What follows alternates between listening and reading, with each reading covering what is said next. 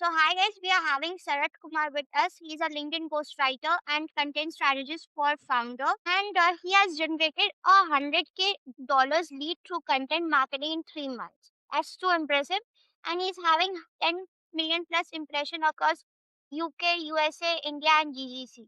So, hi Sarat, welcome to the show. Yeah, thanks a lot, Pratisha. I started LinkedIn from a thought process, just let's say it was just unexpected. I just wanted to write something out there, and I wanted to express myself out there. So I just started with nothing and learned a lot from 2 years of experience. So everything came from that one step of thought process. Why do most founder fails on LinkedIn despite having a great product and services? Okay. Honestly, the answer is very simple. The thing is that most founders treat LinkedIn like a product brochure. They post failures, services, company updates, and things they are so proud of. But the truth is, nobody scrolls LinkedIn looking to be sold to. So, what people actually want is to feel understood. They want to learn something useful. They want to see themselves in someone else's story to learn and adapt. So, the founders who win on LinkedIn usually tends to talk about the real stuff from their personal expertise instead of faking things up. So, for example, in my case, I can talk about my client polls, which went very wrong and which went very good in cases. And in a founder's case, they can talk about a hire they got so wrong, which way went very well. So these are the things they should talk about. And a founder can also talk about things they regret about in their early stages, a moment where they almost gave up, things like that. These may be simple topics, but they actually tend to influence others over time, and that's what builds trust. And trust is what eventually makes people want to buy from making. A great product gives you something worth saying, but it doesn't say it for you. So you have to say it for the product to get it sold. So Simple as that. how they can correct their mistake? So whatever mistake you have mentioned, Mm. how they can correct their mistake basically. Okay, so the biggest mistake is that posting without a point. Okay, and this has been seen through most of the founders I work with as well. They write something that sounds very smart, which gets a few likes from their connections, and they think this is working. But if you can't answer one simple question, which is what does this post make the reader think or feel or do? Okay, it's just some random noise on your name on it. Okay, and the second mistake is which goes in hand with that trying to say too many things in one single post. The actual structure is one post, one idea, and one takeaway. That's it. Okay. There are actually three things. And the first one is get clear on who you are writing for. Okay. Not founders or business owners. One specific person with one specific problem in one specific industry. The narrower you go, the faster you actually grow. I know that feels maybe very irritating, but it works. Second is write about what you have actually lived. Okay, your real mistake, your real wins. Keep it in mind. Being specific always be smart generalizations. Okay, and the third thing is comment before you're posting. Spend time showing up in the comments of accounts your ideal audience already follows. Be genuinely useful there because people click your profile before they decide to follow you. So give them a reason to take action on your profile. So I would say don't obsess over the algorithm, obsess over being worth following. That's it, Pratik. Okay. Okay. Now how do the people should comment? The thing is that we want to express our feelings through our comments. Okay, it may be anything, but we have to express our feelings. So you can check the grammar and all with the AI, but the thought process and the mind should be yours, which in the comment should express. That's the simplest thing. Express your values straightly, but you can change the grammar and all with checking with AI. That's it. Okay. First of all, you should try everything. We don't know what works in a profile. We have to try everything. It may be there are actually four pillars in content. Okay, tactical, personal, inspirational, and the aspirational. Okay, Okay. so we have to try every pillars to know which one works on which profile. Okay. In my profile, personally, in my profile, I get a lot of impressions in personal and tactical posts. Okay. So I do more of such contents, but actually I 20% of contents will be other two pillars. So we have to work out and try which works better, which works better less. Okay.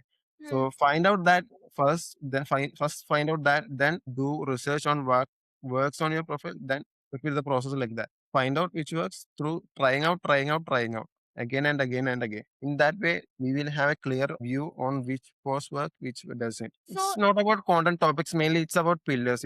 Define your pillars, define your archetype, and define everything else comes in that pillar side.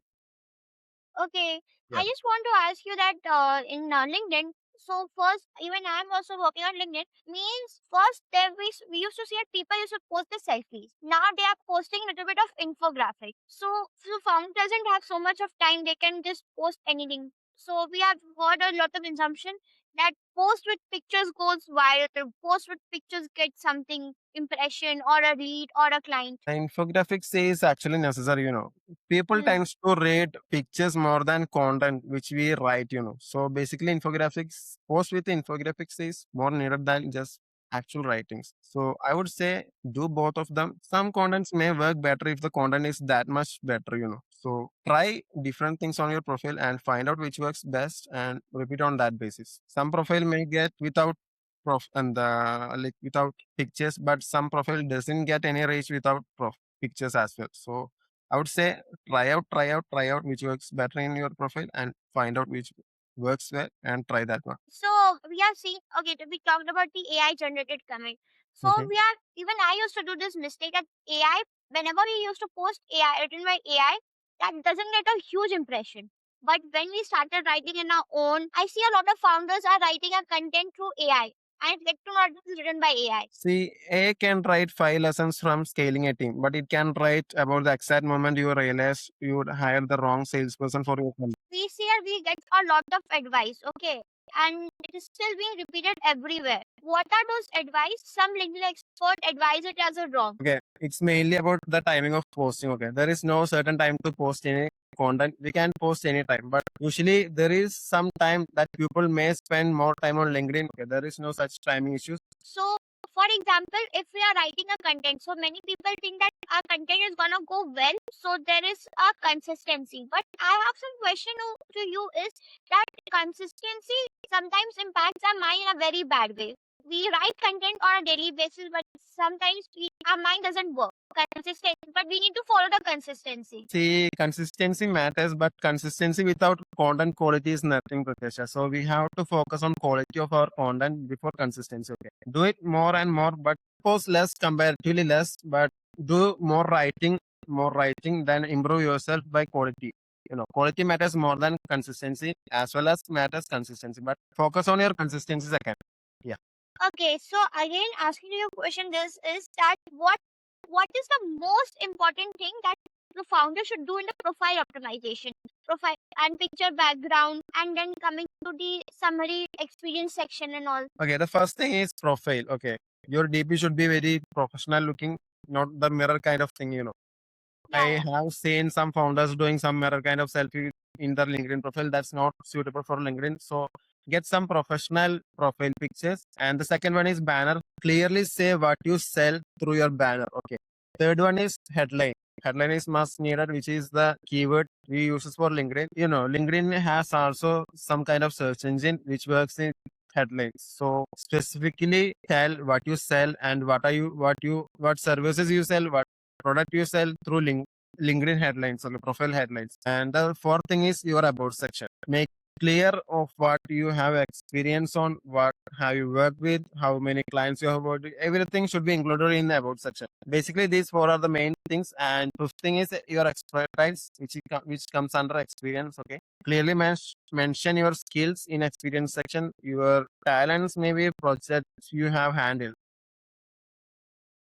So, but yeah, sure, carry on. Yeah, mainly five things comes under which I talked about. First one is profile, second one is banner, third one headline, fourth one about section, and fifth one experience. That's it, Pratesha. Make sure these five things is very clear. Then your profile is one of the best. Okay. So you mentioned about the content quality before also. So how to maintain a good quality in our content basically? Okay, make sure your post only say one thing which gets one takeaway for your audience. One post with one idea, one takeaway, and one specific problem. That's it, Pratesha. Say one idea through one content. Don't complicate over things within one post. People tend to not read and get all of the things to grasp in one single post. So make sure you say one single idea through a post and give one takeaway to your audience. Okay. So as a founder, you also know you are working with the founders. So they have to have a good network. How to make a good networking on a LinkedIn basically? Niche down your which niche you are working. Make sure which niche you are working and make sure you are sending connection request to the right people through your networking. Okay. Make sure if you are sending 20 networks, 20 connection requests today, make sure it is within your niche. Okay. Maybe 15 is needed, but if you do more than 15, maybe you get shadow banned from LinkedIn. Okay. So make sure you don't share more and more connection requests in a day. I think the 15 will be approximate for you as of a starter. So make sure you share connection requests within your niche. Okay. Don't, if you are coming, if I'm a ghostwriter, okay. So I have to build a network with ghostwriters and founders. So I can sell my service to founders. Otherwise, there is no need for others to follow me. Right. So make sure you are sharing the connection requests with the right people, with your right niche and your right service. Okay. So basically, there is LinkedIn content, there is a short form content and long form content when it comes to writing. So I have seen that sometimes the long form content works well, sometimes the short form content also works well. But people have a little bit of attention when they get the short form content because we need to understand from their mind of their perspective that they can gain a value little bit faster. And in long one, they get confused. Okay. In my opinion, you can take an intermediate position from the long form and short form. Okay. Short form works well as well, but long form works as well. If you have more things to say, you should definitely go with long form content. Don't break it in the middle. Okay. Don't break the things in middle. You have to say what you have to say. Be specific. Be clear on what you are saying, and make sure you share certain value to your audience from a single content. Don't just share vague contents, generic contents, and anything. You make sure you're sharing value to your right audience at the right time with the right context. That's it. Short form and long form works well when you combine right target audience and right specifications and right clarity through a content. That's simple. Okay, Chad, if we need to write a storytelling matters a lot on LinkedIn. People relate and resonate with the stories. So, how to make the story so good that it can capture the audience attention and they can resonate with the story? Okay. The storytelling differs in different platforms. Okay. On LinkedIn, I will give a clarity. On LinkedIn, data matter more than anything. Okay. So make sure if you have certain data, make sure you include that in the hook itself. Okay. For example, you can say, I coached 60 students last week and this is what happened yesterday. Okay. There is a data which we can make sure audience get a value. Make sure you share a certain data with certain proof. Okay. Certain data with certain proof so that the audience gets a clear view on what they are saying and what they get and value from this content. Simple thing is you can make sure you say things in simple words instead of complicated things. The best way to storytelling. Okay, so so the people who are working with the founder who are just hired to write a LinkedIn content, or the founder who writes a LinkedIn content. Okay, so I see means they write the business case study content. Okay, second they write the value content. Third you told me client content. Okay, and but then they fall shortage and they take a break. So what is your take on that? What more things they should include? What type of content they should include? Okay. So, like I said before, Pratyesha, there are mainly four pillars of content. Okay. One is aspirational, one is insightful and tactical, and one is personal. So, focus on these four pillars, which is aspirational comes to inspiring. Okay. Inspire your audience through, you can say, your life experience, maybe, and personal content says your personal things, and tactical content says your data which we have worked before. In my case, I can say I generated a lead through this content. Okay, that's a tactical content. And from my personal pillar, I can say I travel to some places and this is what I know about this place. That's a personal content, and you can share info in this through this content. Okay, and through aspirational content, I can inspire my audience. You got that point, right? Aspirational, insight, and through insightful contents, you can make sure your audience get through thorough insights which they can implement in their life and learn from that. Tactical contents maybe differ, and there are two type of tactical contents which make sure that tactical contents may lead to people to take some actions as well. In the tactical content, as I said, in the tactical content, you can share valuable expertise where you implemented such things, so people can take actions on that basis. Okay, that's basically the tactical pillar. Make sure you follow these four pillars in your content, and yeah, that's it, pretty much. Okay, this is the biggest question. So How do we get a client on LinkedIn? It basically depends on your expertise. Okay. For me, I didn't get any content throughout my 1 year. Okay. So after working with Blolin, I got like 5 clients in a month, and I had the proof to sell. I took my first Okay, so client without getting any payment. I took my first client without getting any payment. I had and build a credible proof that I have generated this much impressions and this much leads for this client, and I was able to showcase that as my proof. Okay, and with that, I started my career in LinkedIn ghostwriting. You know, okay, so that so was my first step. I didn't get paid for anything. I think one 3 months for I didn't get anything from my first client, and she's still paying me like $20 per weekly. No, 5 days for a 5 day basis. I get $20. so basically, what happened? No, there's certain people we work with. They are good, okay. But my interaction, I have also did unpaid internship, and my perspective to unpaid things, unpaid client is not good. Okay, in my case, I got everything that from that unpaid client. Okay, she's Okay. still my client, and she's paying me like in case something in 1 month. Okay, just one client. Perspective. Yeah, exactly. Yeah. So in my case, this works, but I don't know if it works for you. It works for another one, but in my case, this works very much well. So what happened now? There's certain behavior. Their behavior is not good, and the people who I work with just with paid people, paid clients, and their respect is much more better than them. They respect you. That's why I am just cross questioning you. See, because see, respect also matters. Yeah, so it matters, but as well, we have to get some proof for what we have to share. Some clients Okay. won't get, we may get this much leads, give them this much impressions, but if we have certain proof, we can back up our proof. We have a backup to prove our point. That's the main thing I use, but I don't know if it works for another one. Yeah, and From my friends also and LinkedIn co-creators. So they now don't work for money, but means they don't work unpaid because they do paid thing, but they don't work now unpaid because their reaction is also not good. My reaction is also not good. it depends on personal experience as well. If you have a certain experience, you don't. It doesn't matter if you say 20K dollar per month. It doesn't matter. I had a client from UK. He was ready to pay me 20K dollar per monthly on a basis of impressions.